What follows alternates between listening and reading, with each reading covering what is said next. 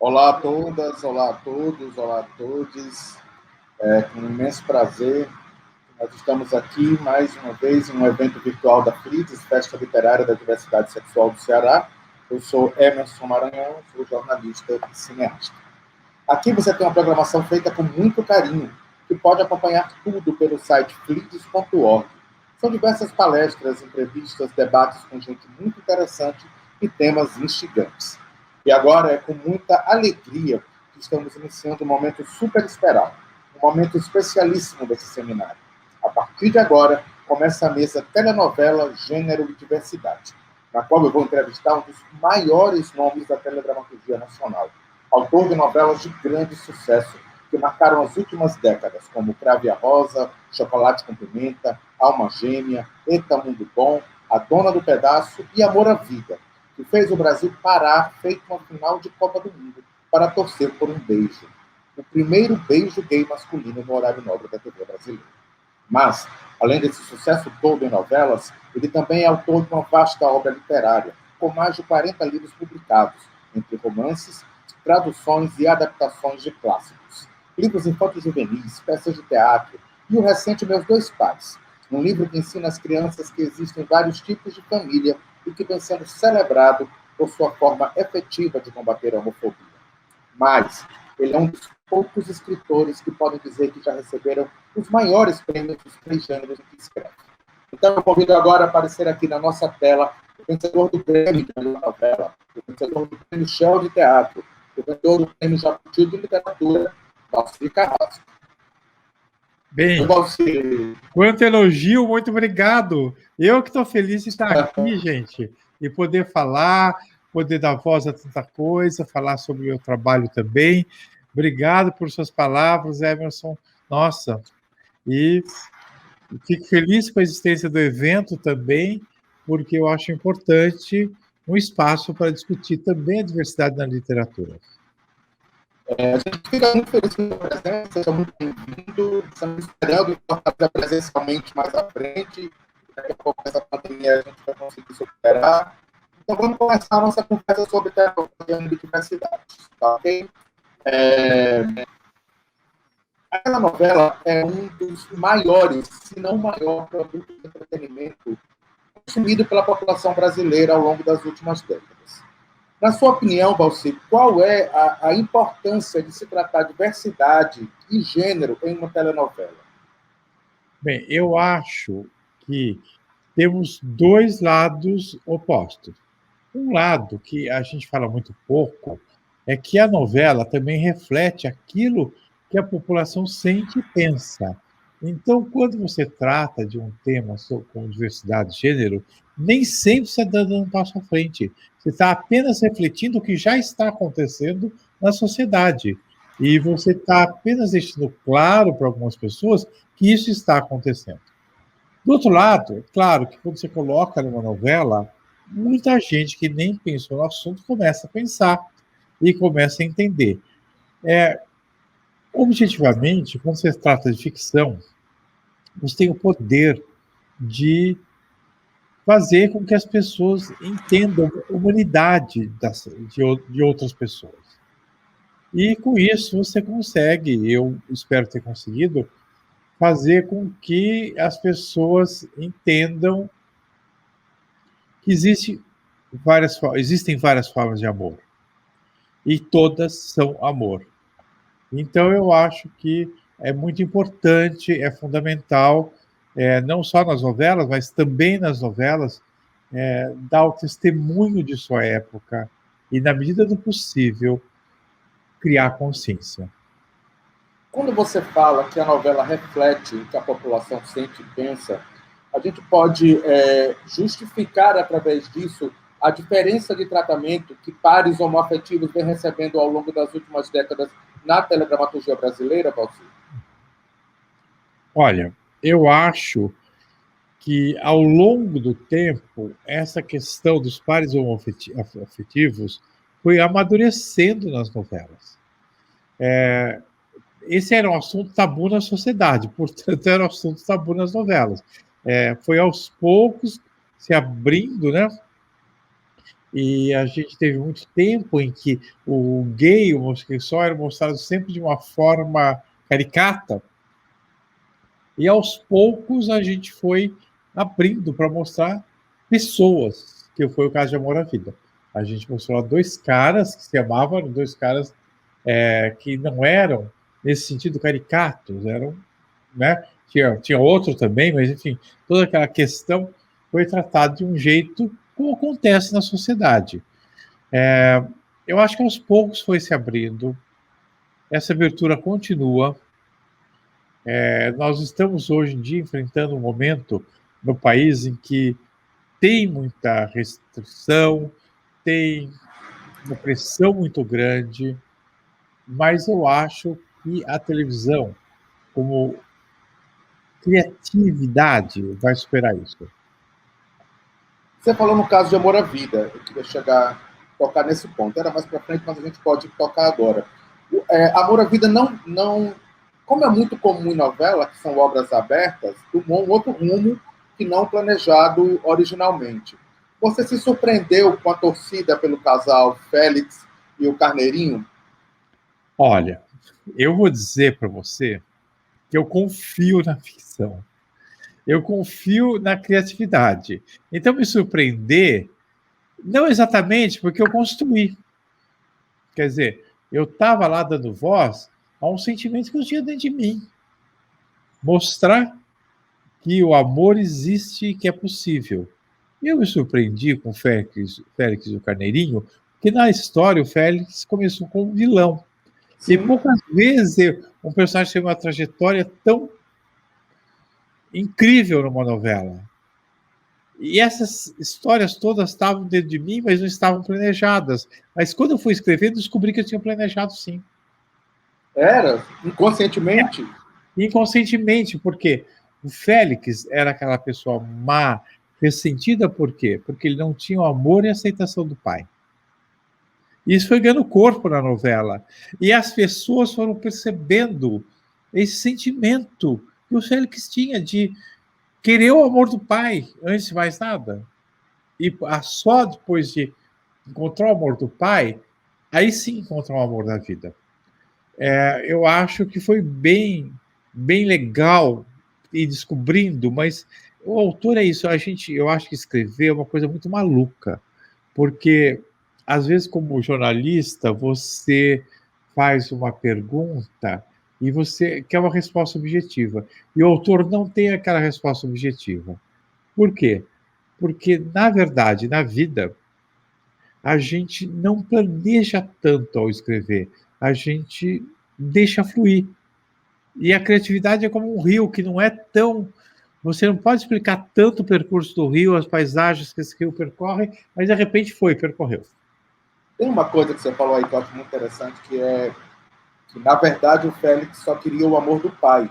E você deixa isso muito claro na última cena da novela, né? Toda novela que se preze é um padrão, ela termina com o eu te amo, né? Geralmente do casal protagonista. Amor à Vida termina com o eu te amo do pai para o filho, que ele aguardou esse eu te amo a novela inteira naquela citação A Morte em Veneza. É isso mesmo ou eu estou viajando? Olha, é isso, mas foi de um sucesso esse final. É lindo, é maravilhoso. A aceitação do pai, que até dentro da Globo, pessoas da direção vieram me dizer, acho que é o final de novela mais lindo que eu vi, entendeu? Porque foi realmente surpreendente. Mas quando eu fui escrevendo, eu fui incorporando, e eu sabia que era aquele o final. Só podia ser aquele. É sensacional. E logo depois do beijo, né? Você, inclusive, dissipa qualquer impacto que o beijo poderia ter causado, né? Impacto negativo, eu digo. Porque o beijo não foi sexualizado, então foi um beijo de amor. E o público entendeu que era um beijo de amor. Mas veja a loucura. A gente fala muito hoje em dia, mas naquele momento o Brasil inteiro torcia por esse beijo. A ponto de vários prédios em São Paulo e no Rio de Janeiro soltarem fogos quando aconteceu o beijo. De todo o Brasil terem postos de gasolina, lugares que as pessoas reuniam para ver o último capítulo e o beijo. Era uma torcida geral. E em São Paulo tem até ensaio de uma manifestação, uma passeata pequenininha, que foi até a Avenida Paulista, de pessoas andando e comemorando o beijo. Então, foi muito lindo. As pessoas estavam felizes. Muitas vezes, quando fala-se do povo brasileiro, tende-se a dizer, não, é careta. Não é, o povo brasileiro é aberto. O povo brasileiro é capaz de compreender, sim. A gente só tem que dar para ele as questões para serem debatidas e entendidas. Fugir das questões é que não se pode fazer. A gente está vivendo um momento na história desse país que é um momento que eu nunca imaginei, eu particularmente, assim. Um momento de retrocesso em todas as áreas, inclusive na área comportamental. E eu me lembrei, há pouco, quando eu estava me preparando para essa nossa conversa, que você meio que antecipou isso em Gabriela. A gente hoje vive sob uma onda de falso moralismo, sob um guarda-chuva supostamente religioso, que você antecipa em Gabriela na personagem da Laura Cardoso. Como é que surgiu essa ideia de fazer a personagem da Laura Cardoso essa falsa moralista? O Jorge Amado não tem exatamente esse personagem em Gabriela com tanta força, mas ele cita muito personagens, são aquelas beatas religiosas. Eu fui criado no interior e eu vi no interior de São Paulo. E veja, eu mesmo sou de época. Quando você faz trabalho de época, eu falo, não, eu sou de época. Eu já estou com 69 anos. E quando eu vou para minha infância, eu volto para lá, eu lembro daquelas pessoas que viviam de fiscalizar a vida alheia, tanto católicas como evangélicas. E tinha aquelas mulheres que ficavam até na janela, na falta do que fazer, que quando eu era criança, a Marília nem tinha televisão, elas ficavam olhando, olha aquela lá, está se agarrando muito com o namorado, olha a saia daquela lá como está curta. As pessoas ficavam fiscalizando a vida do outro. E eu trouxe isso para a Gabriela porque é algo que sempre existiu também.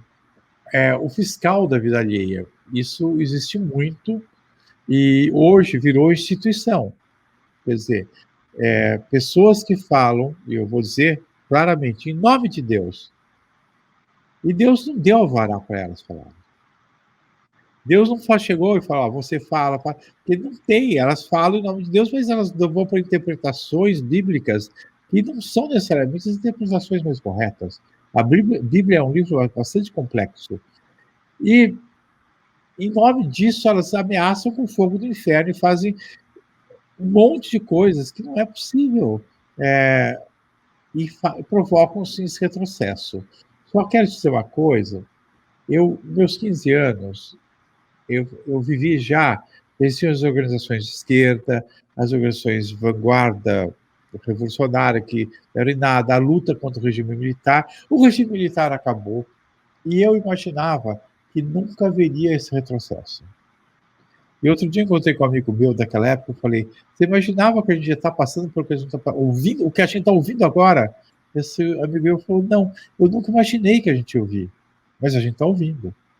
Ouvindo, e hoje mesmo, entre 1000 outras notícias de todos os dias, eu vi a notícia de uma transexual assassinada. Acho que na Bahia. Deus, mais uma. Mais uma. Que horror.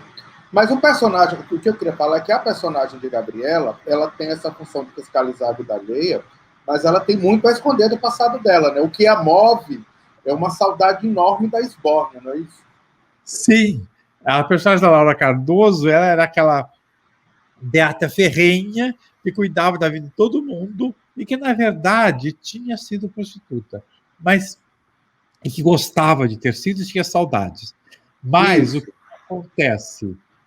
As pessoas que fazem isso, muitas vezes, têm esse passado. Elas estão brigando com o próprio passado, com a própria culpa. E é muito comum. Essas pessoas não são santas. Pelo contrário, a gente ouve histórias horríveis, né? A gente ouve histórias de pessoas em postos religiosos que aí a gente descobre que seduziam outras pessoas e tudo isso. E abusavam, né? Abusavam e mentem sobre a vida, mentem sobre o que elas são, e querem impingir para as outras pessoas uma coisa que nem elas são. A gente realmente está vivendo um retrocesso. Glauci, você enfrentou alguma dificuldade na condução da abordagem da diversidade sexual e de gênero em suas obras na TV? Em algum momento? Olha, eu vou dizer uma coisa para você. O Amor à Vida havia uma certa cautela, né? Mas não em cima de mim. A cautela era mais um sentimento, assim, né, das pessoas. Por quê? Eu vou dizer uma coisa, e desculpe se eu vou parecer exibido agora, tá? Tá, tudo bem. Em televisão, o sucesso, ele é suficiente para avalizar. Quer dizer, se o público está vendo, se o público está gostando, o público não está rejeitando, não está brigando, então deixa o público ver. E essa é uma visão que para a televisão é muito forte. Se o público realmente aprova, por que alguém lá dentro não vai aprovar? E eu tenho feito obras de muito sucesso. Então, no sucesso que era Amor à Vida, que era uma coisa maluca aquele sucesso, não havia quem fosse contra. Quer dizer, não iam brigar, não iam discutir, não iam falar nada, iam só esperar o próximo capítulo. Agora, eu posso contar uma história da literatura? Uhum. Na literatura, sim, eu passei por um problema. Meu livro, Meus Dois Pais, Sim. alguns anos eu fui dar um papo com bibliotecárias da cidade de Guarulhos. Faz anos isso. O prefeito que está lá não é mais o mesmo, tudo isso. E aí, elas contaram a seguinte história, que a prefeitura tinha comprado o livro para todas as bibliotecas da cidade. E o livro, as crianças pegavam, liam, etc. E aí, houve um movimento de alguns pais que brigaram até que a prefeitura foi obrigada a retirar o livro das bibliotecas. Hoje nas escolas, as professoras passam por situações incríveis e muito difíceis. Porque às vezes são dois pais, mas esses dois casais, um casal numa escola inteira, ameaça com processo, faz isso e faz com que elas tenham medo de não só de perder o emprego, como serem processadas, então elas recuem nas escolhas de livros, nas escolhas de temas, nas polêmicas que vão surgir, mas existe um movimento forte, consistente de pais, não são a maioria, mas que gritam muito alto e gritam contra a liberdade. É uma minoria muito barulhenta, né? É muito barulhenta, muito barulhenta. Você falou aí na questão dos dois pais e falou na questão das professoras, e eu queria, voltando só um pouquinho para a teledramaturgia, falar da ousadia, né? Sim, temos 3 exemplos muito ousados de sua obra recente, no tocante à diversidade de gênero. O Amor à Vida, que ficou famoso pelo beijo, mas você conseguiu cativar a audiência brasileira com um vilão deplorável. Um vilão que joga um bebê fora na primeira semana da novela, nos primeiros capítulos. E aí o Brasil torce para que esse vilão se redima. É uma jogada muito arriscada do ponto de vista da teledramaturgia clássica, você apostar todas as fichas na redenção de um vilão, dessa maneira, a meu ver. A outra, aquela personagem transexual a dona do pedaço, e o seu envolvimento com um rapaz hétero que desconhecia a situação, não eram os protagonistas da novela, mas tinham um grande destaque. E na sequência, só com uma ordem um pouco inversa, em Verdades Secretas, que é puro ousadia, assim. Na Verdades Secretas é uma sucessão de ousadias. Mas eu lembro de uma cena que é de uma plasticidade absurda, que é a cena que o personagem do Gianecchini seduz o estilista. É o Fernando Eiras, se não me engano, não é isso? Era o Eiras. Era o Eiras, Como é que a Globo lida com essa sua ousadia? Como é que você lida com também a ousadia pessoal? Então, vamos por partes. Primeiro, eu acho que quando tem a aprovação do público, realmente não tem a reprovação. Claro que fosse uma coisa violenta, ainda mais envolvendo menores, não poderia. A aprovação do público depende também da gente ter um certo cuidado, né? Enfim. Mas, no caso da cena do Giannichini, aquela cena foi muito pensada também pelo diretor. E a cena realmente ficou forte, ele seduzindo o costureiro, mas foi uma cena impactante. A Dona do Pedaço, eu realmente queria uma trans para fazer aquele papel. Eu não queria botar alguém fingindo que era trans, eu queria uma trans. E a gente procurou, fez teste, fez uma vivência entre várias trans para ver quem saía mais adequado ao papel. Só que aí, também no mundo de hoje, quem não identificaria, quem não saberia? Por isso eu trouxe esse personagem, um camponês português de Trás-os-Montes, confeiteiro, que não tinha vivência desse universo. Mas o que eu queria, na verdade, era, através dele, expressar a surpresa de boa parte do público que nunca conviveu com uma trans. E, para isso, eu fui com delicadeza na história. Eu fui com delicadeza porque eu queria fazer esse personagem, não que aparece sempre, né? Porque volta e meia você vê qualquer trabalho com trans e é uma prostituta, é não sei o quê. Não, eu quis mostrar que não tem nada a ver uma coisa com a outra. Uma trans pode perfeitamente ter o emprego, seja ele qual for, porque é uma pessoa que está trabalhando. Quem ela é, não tem nada a ver, não importa. Eu acho que foi um avanço na aceitação das trans, e eu acho que a gente tem muitos passos a dar, mas que a novela Dono do Pedaço deu um passo importante. Porque a atriz, inclusive, ganhou o prêmio de melhor atriz. Foi, a atriz revelação. Não, mas a escolha foi do público. Sim. O voto do público, quer dizer, maravilhoso, né? Maravilhoso. Mas, assim, a gente falou um pouquinho antes do enorme retrocesso que o país está vivendo esses dias. Você vê uma luz no fim do túnel, Valci? E complemento, você acha que se deve a quê a gente ter chegado nesse fundo do poço? Bem, eu acho que, primeiro, a luz no fim do túnel a gente tem que ver. Embora, no momento, eu acho que essa luz está piscando, piscando, piscando, com risco de apagar. Porque as coisas vão crescendo e eu ouço falar de situações que eu não imaginaria. Eu acho que a atitude do nosso presidente hoje, ela autoriza certas movimentações homofóbicas que, eu não vou dizer, não é culpa dele, não foi lá, não fez, mas a atitude que ele tem autoriza certos comportamentos que a gente não via com tanta frequência algum tempo atrás. Autoriza as pessoas a falarem coisas que elas não falariam. Por quê? Porque abriu um canal para as pessoas gritarem. Eu acho que o retrocesso se deve também a duas coisas: a falta de educação. Quanto menos se lê, menos se pensa, menos se debate.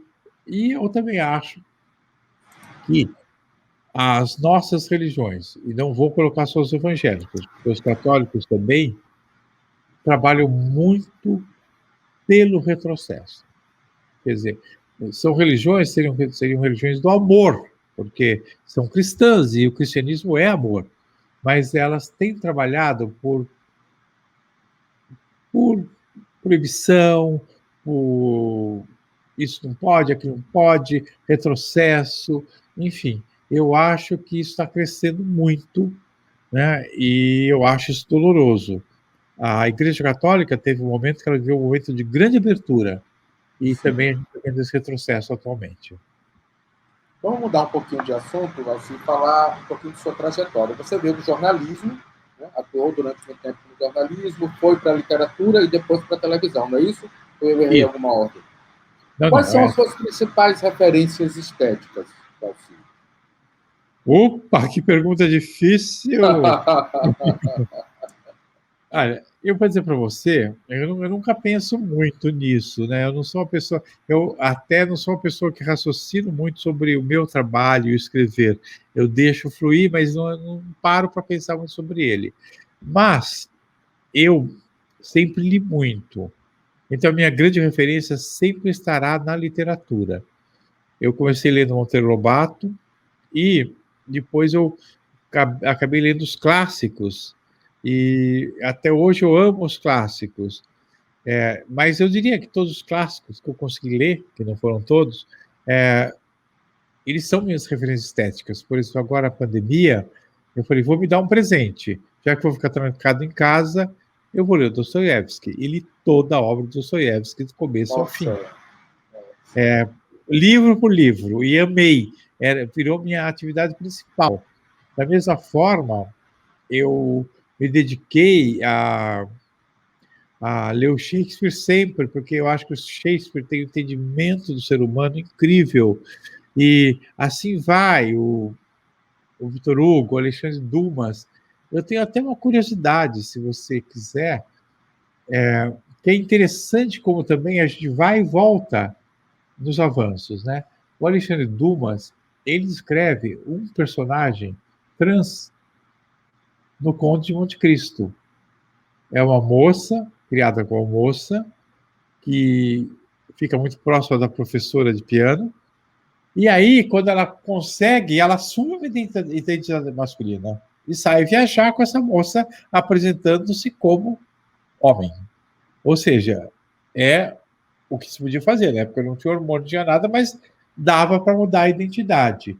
E é muito interessante como isso já existia, esse comportamento, a ponto de ser retratado pelo Alexandre Dumas.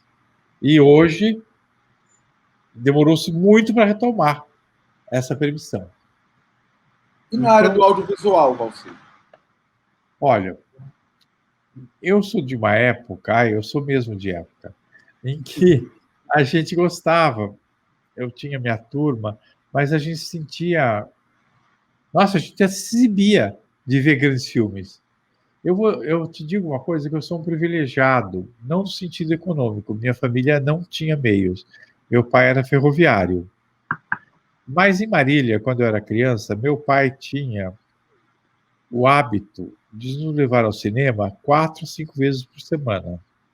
Mas sabe aquele cineminhas poeira que muda todo dia o filme em cartaz, mudava o filme? Meu pai levava a gente o tempo inteiro no cinema, sem parar muito para pensar. Ele adorava faroeste, mas se não tivesse passado faroeste, passasse um Fellini, a gente via o Fellini a mesma coisa. Era o filme que passasse. E aí eu acabei tendo uma cultura cinematográfica enorme, que eu só depois me dei conta, os musicais, Hollywood, filmes B, filmes Z, tudo. E mais tarde, quando eu vim para São Paulo, então esses grandes cineastas como Fellini, o, os, o Visconti, os cineastas de sua época passaram a ser referências estéticas. Eu passei a ver e gostar muito dessa dramaturgia deles, né? Eu ainda olho para essa dramaturgia e acho incrível, fantástica. É uma dramaturgia que não precisa de efeitos especiais, de nada. Ela basta o ator, a câmera e o diretor sabe fazer. Então, minhas referências são muito mais um pouco antigas. Eu gosto, claro, de musical, gosto de.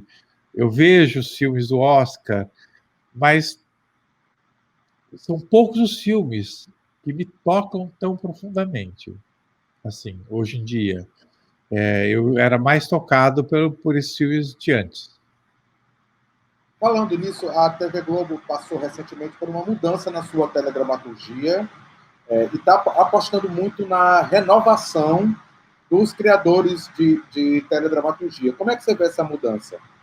Olha, eu acho Você? ótimo, porque eu acho ótimo essa renovação, porque na verdade tudo tem que mudar, tudo tem que reciclar, tudo tem que crescer. Seria péssimo a Globo ficar presa a pessoas que estão envelhecendo. Eu mesmo digo que eu, com 69 anos, quanto tempo eu vou ter para ainda escrever uma novela inteira? não é mais tanto tempo.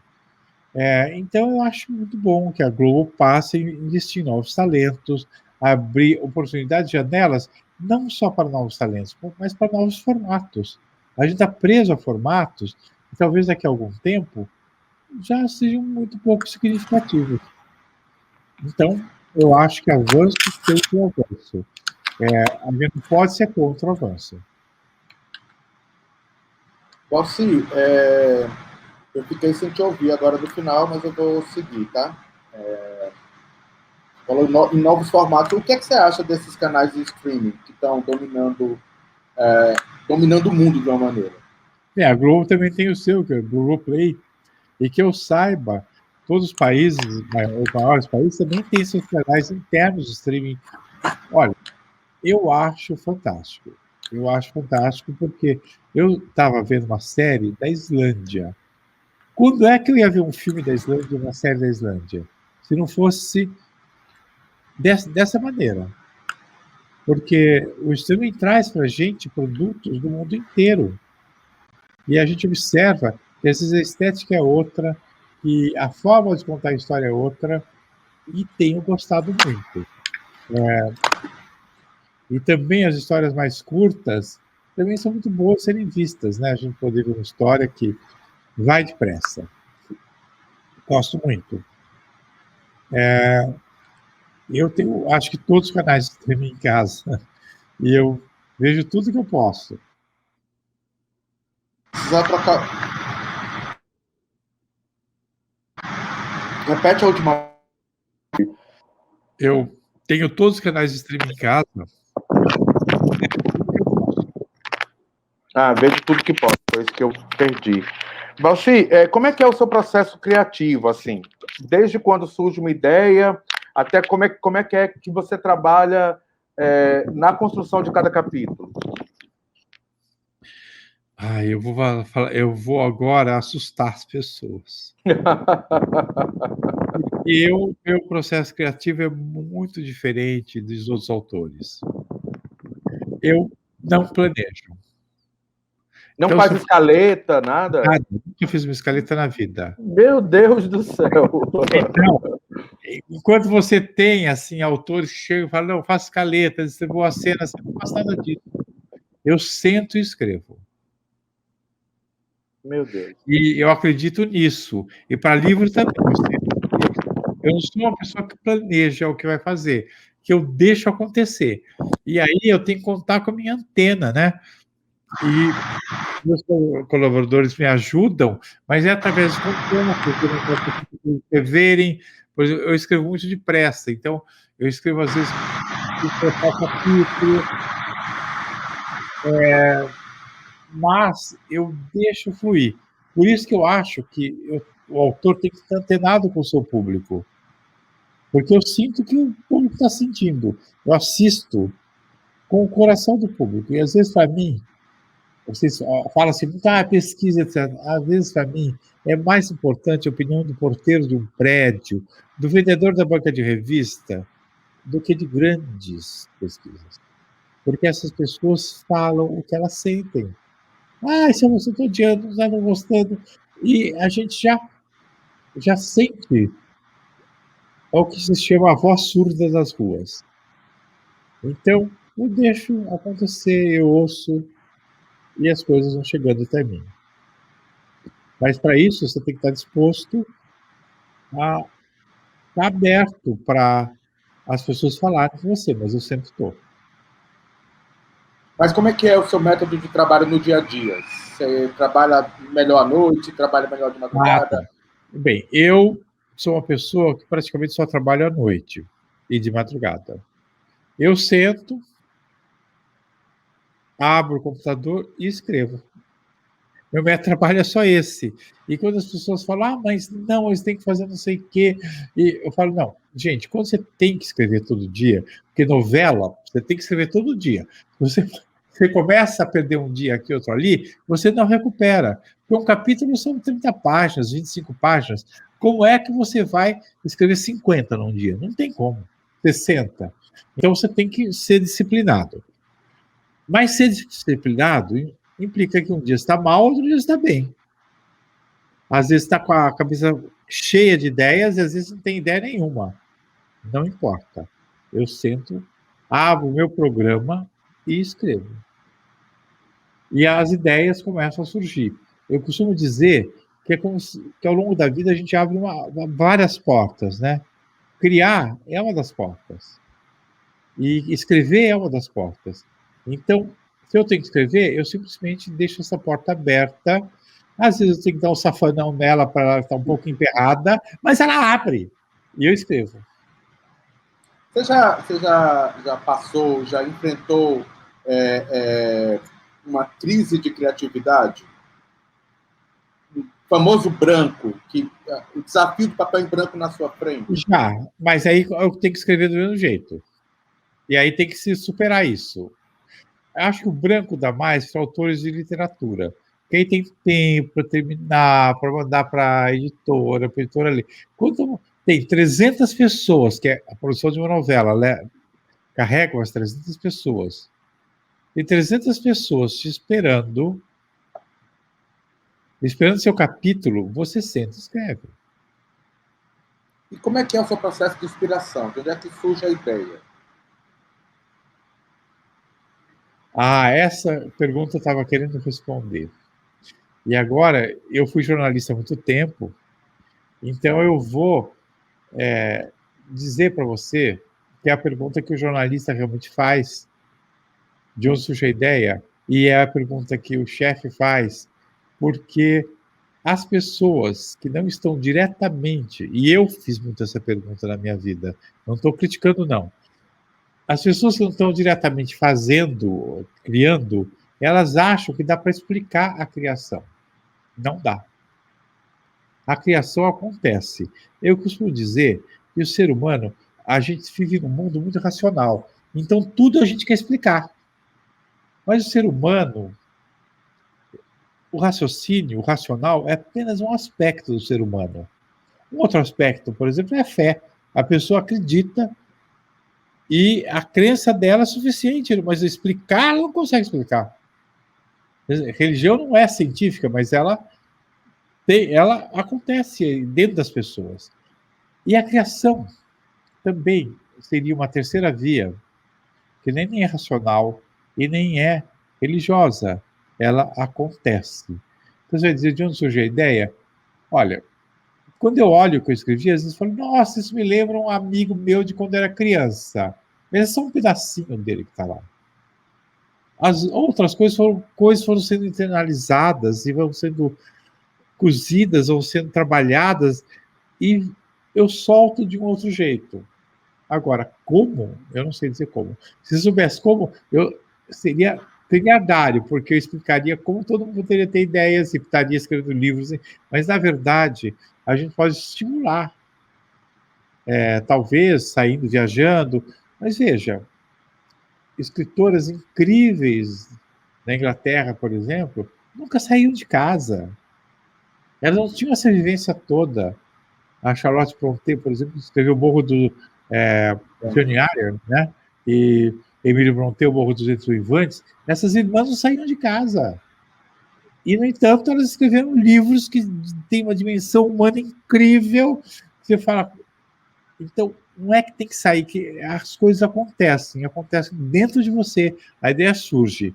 Agora, que processo é, eu não sei te dizer exatamente. Eu estou sendo mais sincero falando isso do que inventando aqui uma fórmula que não existe. Não, mas eu te perguntei isso porque você tem uma produção muito, muito volumosa. Assim. Acho que você é um dos autores de teledramaturgia com maior intensidade de produção, não é isso? Sim, mas eu vou explicar. Eu acabei de escrever agora um livro sobre o suicídio para adolescente. Quer dizer, eu estou sempre escrevendo. Claro que para escrever o livro do suicídio, eu pesquisei. Mas quando eu sentei a escrever, a história saiu de um outro jeito. Eu vou dizer para você, ideia para mim eu tenho sempre. Eu adoro ter ideias. E simplesmente a ideia acontece. Como? Eu acordo com a ideia, mas é engraçado, eu vou dizer que é muito engraçado, por exemplo. Fala assim, Eu escrevo um livro infantil, para meus dois pais pegam uma criança de 8 anos de idade. Mas quando eu penso a ideia, eu já penso o formato e já penso que é um livro para 8 anos de idade. Se a ideia é de uma novela, eu já penso a ideia que é uma novela das 9 ou é das 6, já vem o formato pronto. A ideia vem direitinho, arrumadinha, mas ela vem. E eu falo, nossa, isso aqui dá uma boa novela, isso aqui dá um bom livro. Você é um dos poucos autores que transita com muita tranquilidade nos 4 horários, né? 6, 7, 9 e 11. Não fica naquela história de horário nobre, só vou escrever para horário nobre. Para você não tem diferença? É a trama que se impõe, que impõe o horário? Olha, não. Eu vou dizer uma coisa, por exemplo, para você. Eu queria muito escrever Tá Mundo Bom. Essa é uma ideia que tem a sua origem, porque eu vi o filme do Mazzaropi, Candinho.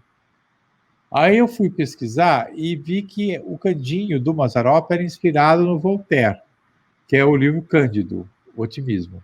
Aí eu li o Cândido também, aí eu pedi para a Globo comprar os direitos do filme Candinho, e aí eu transformei numa outra coisa que eu escrevi, mas fiz a novela. Eu queria muito fazer essa novela, porque eu me divertia com a ideia de fazer a novela. E aí eu pedi para fazer uma novela das 6, sendo que eu já era no horário das 9. Na época, eles falaram, mas, Valcir, essas são suas férias. Depois vai ter que escrever uma novela às 9. Não tem importância, eu quero escrever. De todas as maneiras, eu quero escrever essa novela. E escrevi, porque eu queria, eu tenho prazer em escrever. Então, até pela pergunta original, de onde vêm as ideias, eu vou dar uma resposta que talvez seja até um pouco boba, mas vem do amor que eu tenho por escrever. Eu amo escrever. Então, eu acordo, se é um dia que eu vou escrever, eu já acordo feliz. Né? E às vezes você fala assim, não, mas tal livro vendeu mais, tal novela... Mas eu amei fazer. Isso é o mais importante, né? E o teatro, você deixou de lado, não tem mais escrito? Olha, eu tenho escrito sim, eu estou com uma peça, até que o Kaique Brito está com ela, mas eu não tenho escrito muito, não. O teatro eu parei um pouco, mas eu pretendo voltar a fazer. Eu tenho mais paixão por escrever livros. É uma área que eu gosto muito, partir para a literatura. Então, o teatro, eu não me atiro no teatro assim como eu poderia, mas até porque o teatro ficou uma coisa muito pesada. O Dionísio Neto, por exemplo, faz uma peça minha há 17 anos. Ele faz em lugares, né? Não são grandes temporadas. Desamor chama a peça. Mas é difícil, porque mesmo sem cenário, mesmo sem figurino grande, não tem espaço, não tem público, o dinheiro é curto. Então, até falo, Lei Rouanet, a gente nunca pegou Lei Rouanet. Quer dizer, então, hoje em dia fazer teatro é muito árduo. Hoje em dia fazer cultura é muito árduo nesse país, né? Porque existe... Agora ficou terrível. Agora não pode. Fazer né? De livro, fazer tudo ficou terrível, né? Mas já era árduo antes, quando eu fui parando um pouco. Agora está tremendo. Mas talvez até, por ser tão tremendo assim, tão difícil, eu possa fazer um teatro já sem nenhuma esperança, a não ser a da voz das minhas palavras, né? Você nunca pensou em experimentar o cinema, a escrita cinematográfica, Valcir? Eu vou confessar para você que eu sou uma pessoa muito chata. E o diretor no cinema, ele dá muito palpite. E justamente porque eu não estou tão aberto a palpite. Mas sabe, eu quero sentar e escrever, pronto, está pronto. É um pouco isso. Nunca achei assim, alguém quisesse pegar um roteiro só aponta, é esse o roteiro. Não. Em geral, o diretor quer mexer nisso, mas você, quando olhar os créditos de filme, olha que todo roteiro o diretor assina também. Boa parte deles assina. Mesmo internacionalmente. O diretor está lá com a patinha no roteiro. Então, você consegue ter essa autonomia maior na teledramaturgia? Você se dá bem com os diretores?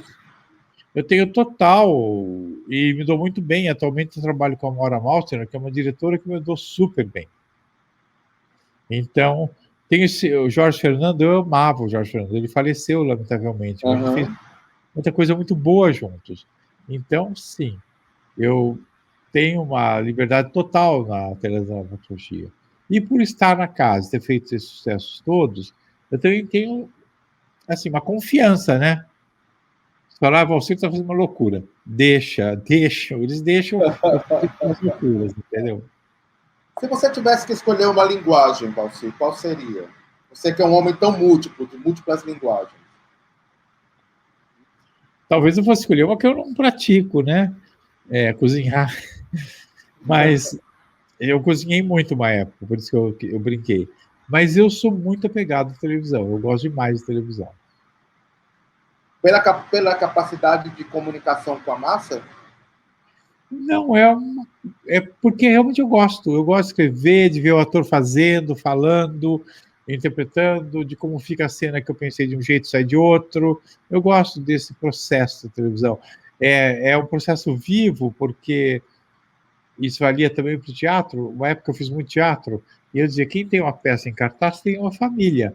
Porque você vai, você encontra os atores, você sai. E a televisão também tem essa, não agora com a pandemia, mas tem essa coisa de família. Você faz amigos, a sua vida fica cheia, plena. Não é só o que vai para a tela, mas é tudo, né? Já o livro é muito solitário. Você fez um livro, tem encontro com os leitores. E eu gosto desses encontros. Mas não é tão vivo, tão constante como na televisão. Você é do tipo de autor que tem ator fetiche? Geralmente lhe perguntam o contrário. Eu quero saber dos atores fetiches. Eu tive alguns atores fetiches, entre os quais a Elizabeth Savala, mas atualmente não. Atualmente eu não estou preso a algum ator fetiche, e eu fico muito feliz ao ver que algumas escolhas que eu fiz, de repente vão lá e arrebentam, entendeu? E eu falo, nossa, e essa pessoa estava esquecida, ninguém me chamava para nada. Por Mas exemplo, não, por exemplo, agora eu estou assistindo as gravações Verdades Secretas. O Rômulo Estrela está sendo uma revelação para mim, num estilo de personagem que ele nunca fez. E eu falo, nossa, mas que bom que esse cara tá. Agora, tem os atores que já fizeram Verdades Secretas 1 e que estão segurando lá, que é a Camila, a Agatha, o Rainer, que seguram o Rojão muito bem também. Quer dizer, aí você fala, nossa, não teria. Os três são incríveis. E somados ao Rômulo Estrela, tudo eles estão realmente segurando uma peteca danada lá. Então, A gente a está gente... chegando perto do fim, Valci, e antes da gente terminar, eu queria te perguntar uma coisa. Qual é o momento mais difícil na escrita de uma história? Tanto faz para qual linguagem, se você quiser diferenciar ou não, mas qual é o momento mais difícil para você? sentar e começar. Porque É sabe o o que é? começo? Eu acho que vejo muito como um carro, né? Que você liga, dá a partida, e aí vai na primeira, vai na segunda. Quando você já está numa marcha mais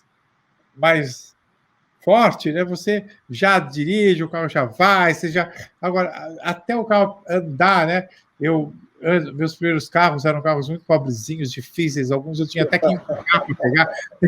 Então, às vezes a ideia é você tem que empurrar para pegar aquela ideia, para ela começar a andar, para aquecer. Mas a hora que aquece, que nem exercício de educação física também, a hora que você aquece, você consegue sair melhor.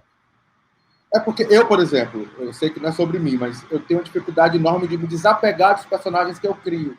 Então, colocar um ponto final, para mim, é muito sofrimento. Porque eu escrevo roteiro para cinema, então você passa meses convivendo com aquela pessoa, dormindo, acordando, respirando aquela pessoa. E eu imagino que para teledramaturgia é uma carga muito mais puxada. E aí você se despede fácil. Olha, não, eu fico em depressão muitas vezes. A Glória Pérez uma vez falou que era com um barco que afunda com todo mundo, só você fica. E eu, para ser verdade, alguns personagens ainda sou um pouco apegado. Pode parecer loucura, mas ainda às vezes só, não é todo dia, senão eu estava internado. Às vezes, eu paro e penso na Aninha de chocolate com pimenta que a Marina Ximenes fez. E penso, como está a Aninha hoje? Será que ela está casada? Será que os filhos cresceram? Se eu fosse escrever a Aninha, como eu escreveria agora? Porque eu não desapeguei da Aninha, então eu queria continuar a vida dela. Entendo demais. A Aninha é um personagem, então não tem como telefonar para mim, saber como ela está. Mandar um WhatsApp, né? WhatsApp, como vai, Aninha? É esse, eu se esquecendo. Então, isso acontece. O Félix é um personagem que eu tenho essa ligação ainda. Eu falo, como que estará o Félix agora? Estará bem? Então, tem personagens que ficam para mim. A Dona do Pedaço, que a Juliana Paes fez, a própria personagem da Paola também, que era a menina do Instagram, eu fico pensando às vezes o que eles fizeram agora, no que é que deu. E aquilo lá, que se dá um fim, mas o fim hoje em dia a gente sabe que não é o fim. E aquele fim que as novelas antigas tinham, que era o casamento, a gente sabe que pode ser apenas uma fase, que a pessoa amanhã pode se casar, pode... Então a gente fica às vezes grudado no que aconteceu com os personagens. Valci, foi um prazer enorme. Eu queria, em nome da Flix, agradecer. Passou no minuto. Eu queria, em nome da Flix, agradecer imensamente a você por esse tempo aqui com a gente, por nos atender tão gentilmente, desejar muita saúde, paz, muito mais sucesso. Obrigadíssimo. A gente vai ficar de olho nas suas próximas criações. Eu queria que você se despedisse do público que está nos acompanhando. Gente, eu estou muito feliz de ter tido essa conversa, ter podido falar um pouco sobre a minha obra, um pouco sobre como eu vejo o momento atual também. E agradeço você estar aqui com a gente. Agradeço, eu acho que toda a participação no movimento cultural hoje é um movimento de resistência. E é isso que eu quero dizer para vocês. A gente tem que resistir. Obrigado por estarem aqui com a gente. Muito obrigado, Valci. E a você que está nos assistindo agora, muito obrigado pela companhia. Aproveito para dizer que esta entrevista fica disponível aqui na internet para ser vista e revista quantas vezes você quiser, no acervo do site flix.org e no canal da Flix no YouTube, no qual você pode se inscrever agora. E assim encerramos essa mesa, Teledramaturgia, Gênero e Diversidade, na qual eu, Emerson Maranhão, tive o prazer e a honra de conversar com esse mestre Valci Carrasco, que foi mais que entrevista, foi uma conversa. Espero que você continue acompanhando a programação dos seminários, FLIDs, e até a próxima.